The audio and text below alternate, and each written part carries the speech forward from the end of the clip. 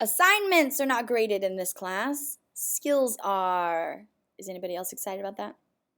In this class, we're going to be grading your skills. We need to know that you have the skills you're supposed to have at this grade level. There are markers for these skills called standards. The state of California's Department of Education has established these standards, and these are what we're looking for you to be able to do. So we just want you to understand how grading is going to work because it's probably a little bit different than you're used to. Now, each unit that we're going to do in this class is directing you toward an embedded assessment. This is a writing task that gives you the opportunity to show your skills and all the standards that we are testing for that unit. There will also be assignments called anchor assignments that will test your abilities in these same standards. This means you're going to have 2 opportunities to show that you've learned the skills you need to learn. In this way, again, we're grading your skills, not your assignments. Let us give you some details and examples to break it down. This is a snapshot of an embedded assessment rubric. The bullets found here will be the skills that you're working to master in each unit. On the top of the rubric, you will find 4 categories. The highest you can score is mastery. This is given a score of 4 and will go into Aries as an A+. The second highest is proficient. This is given a score of 3 and will go into Aries as a B+. The bridging score is a 2. It will go into Aries as a C+, and the lowest is emerging. It gets a 1 and is a D+ in Aries. There is no 0 or F on the scale. This grade can only be turned in by doing nothing. Again, you can only get a 0 or an F by doing nothing because then the teacher has no skills to assess. The rubric and the grade book have a direct relationship. All of your grades will be matched directly to a rubric item and graded from 1 to 4 based on your performance of the skill. For example, in this image, you can see that the gradebook item in Aries is about plot and setting, which matches up with the rubric bullet points regarding plot and setting. This is the embedded assessment. When we grade your anchor assignments and embedded assessments, we're not going to be simply assigning a 1 to 4 grade on the assignment. We will be grading how well you demonstrated mastery of plot and setting using this rubric. For example, if your story establishes a clear point of view, setting, conflict, and you've demonstrated mastery of this concept, then the gradebook would be a 4. If your story establishes a weak point of view, setting or conflict, your skills are bridging towards proficiency, and a 2 will go into the gradebook. As you can see here, there will be multiple grades in the gradebook for each unit from the start. As the unit progresses and you complete anchor assignments, you will earn a 1 to 4 grade on how well you demonstrated your skills. When you complete the embedded assessment, you will be showing how well you have mastery of all the skills in that unit. We're going to keep the highest of the scores. Remember, you may retry any and all anchor assignments and embedded assessments up to 1 week after the end of each unit. Note, the end of the unit is marked by the due date of the embedded assessment being returned to you. The grading scale for this class is listed here. Mastery is a 4 or an A+. Proficiency is a 3 or a B+.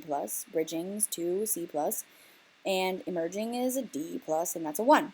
And the only way to fail the course again is to receive an F because you turned in absolutely nothing. Blank papers, nothing attached, nothing. Nothing for us to look at, nothing for us to assess. Now the biggest thing we really want to emphasize is, again, that all of the grading of these skills will be done using the rubric. So the rubric is for the embedded assessment. And we're going to go in depth and look at that rubric together as a class at the start of every unit so everyone understands what it is. It's really important that we unpack this assessment together and really effectively, and that you make sure you understand what's going on with this rubric when we unpack it, because it's how we're going to grade every single skill that you demonstrate throughout the unit. So again, the rubric on our unpacking day is one of the most important days of the unit for you to understand what we expect of you. So wait, Mr. Tomas, work isn't graded? I don't have to do anything?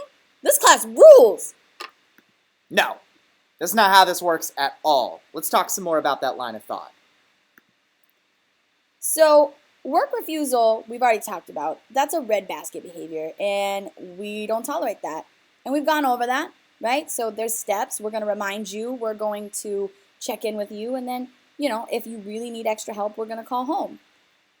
Now, Ms. Mick, imagine if a member of the Golden State Warriors, right? They've got to practice and practice and practice to be some of the best ball players out there. Imagine if they just refused to show up for practice, but they expected to be on the starting lineup for the team. Yeah, I don't think that would work.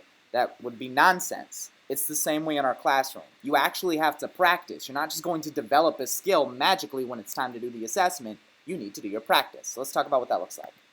Practice is going to happen in this reader writer notebook that you all got from your math teacher and brought to your English class ready to go.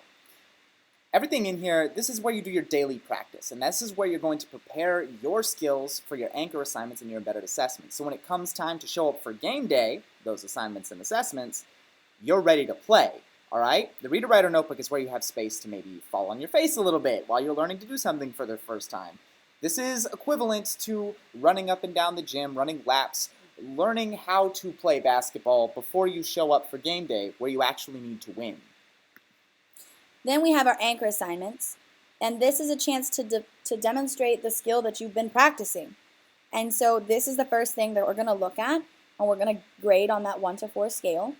And this is similar to actually going to a game and having to compete and showing how good you are and seeing if you can win. And a win is getting a 3 or a 4. Yep, and the important thing to understand about anchor assignments is they're testing one skill at a time. So anytime we give you an anchor assignment, we're looking only at one section of the rubric, and that's different from embedded assessments, which we'll talk about next. So embedded assessments, this is like the playoff game of the unit. And we are going to be looking at every skill you've learned in the entire unit, and it's your second chance to show us that you really know what you're doing in every single gradable, accessible skill that you've learned. We'll have spent weeks practicing and preparing you for the embedded assessment, spending time developing every single skill on this rubric, and before you do the embedded assessment, you should have at least 1 grade on all of these skills, so you know where you stand and know what your strengths are and know where your weaknesses are that you should probably be practicing and reviewing for some more. The embedded assessment is, again, all of them at once. We understand that sometimes you won't be happy with the score you got, and you might want to retry that, and you might want to show us, hey, I've learned more, and I'm better at this. So we have opportunities for you to revise your work and retry for that mastery grade. And if you're going to be a little bit late with that, we have a plan for that.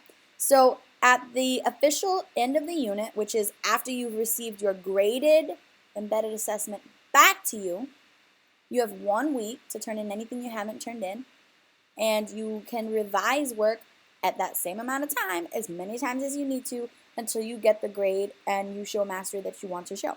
We encourage you to always, always, always, if you do not get a 4 on an anchor assignment or in any skill on an embedded assessment, to try it again.